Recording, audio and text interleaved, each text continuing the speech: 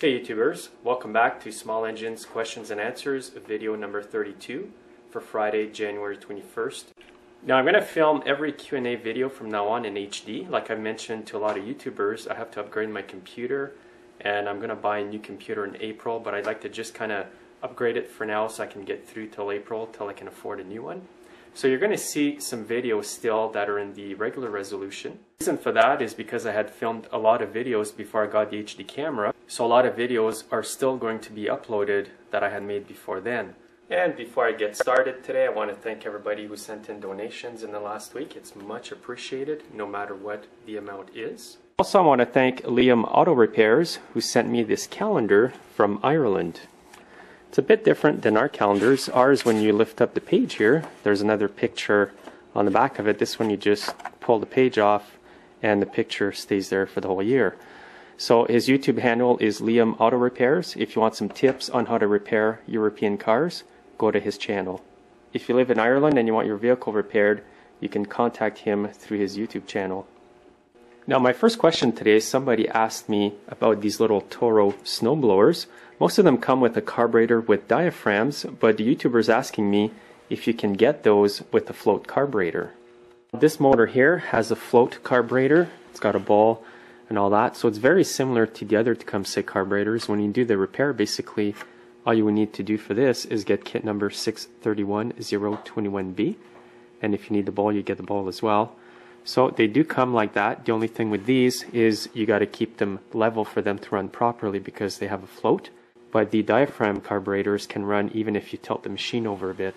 But I prefer the float carburetors. There's another engine from a Toro Snowblower. These are awesome engines if you want to make a go-kart. And the thing with these is you can put on a centrifugal clutch because it's a keyed shaft here as well. There's a YouTuber, his name is Corrision2142. This is how you spell his YouTube handle. Anyways, he took a motor out of one of these blowers and made a little mini bike with it. I'll put the link under this video so you can go watch his mini bike with that 2-cycle Tecumseh engine. It's pretty cool. Now another question I get sometimes is people are working on old snow blowers with an old gear case on it, and they tell me, well, I can't replace the seals on the gearbox, I can't get them anymore because it's too old and my machine's leaking oil. What do? Do I put grease in there or do I put thicker oil? Well, I'm going to show you the old Ariens blower that came to me in the bucket of a tractor a few weeks ago that you guys saw the video, and I'll show you what I did to that. So here's the blower. It's got an old gear case like you'll find on some older snow blowers. So the seals that I'm talking about are the seals on each side of the gearbox over here. So what I did for this gearbox, because the seals were blown and I couldn't find new seals anywhere soon, is I injected grease through the hole here. I popped the cap here and put grease and put it back on. You can use a chisel and a hammer and pop this cap out.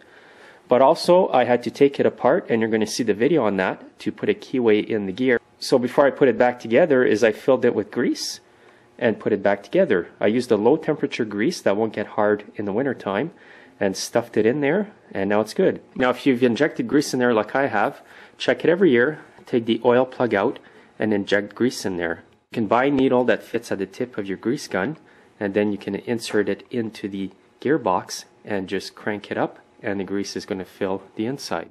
So that's a good way to get by because you don't want to trash the blower just because the seals are shot.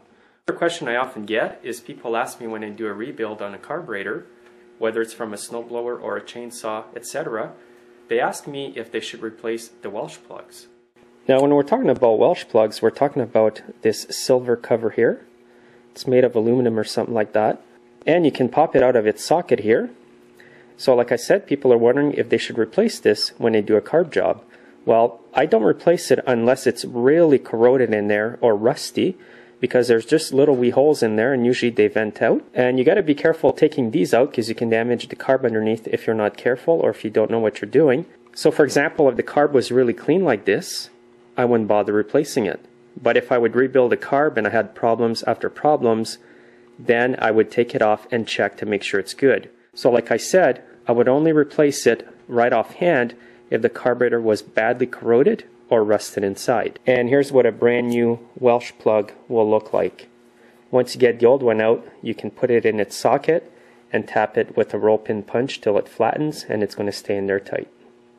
Now in the near future, I'm going to be making a video on this chainsaw here, on how to replace the whole top end, cylinder, piston, and rings.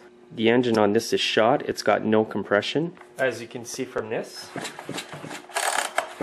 it's a 55cc chainsaw, it should have a lot of compression. I'm doing it for a friend, so he wanted to try out the Chinese cylinder kits that you can buy on eBay, so we did buy one and we're going to see just how good they are. It was $120 after shipping and everything for the whole kit. Cylinder, piston, ring, gaskets, wrist pin, and the whole works. Not bad of a deal if you compare it to the OEM Husqvarna part here. Would probably be at least $300 plus tax here in Canada. In the USA, it may be cheaper. So we'll try it out and hopefully she'll hold out.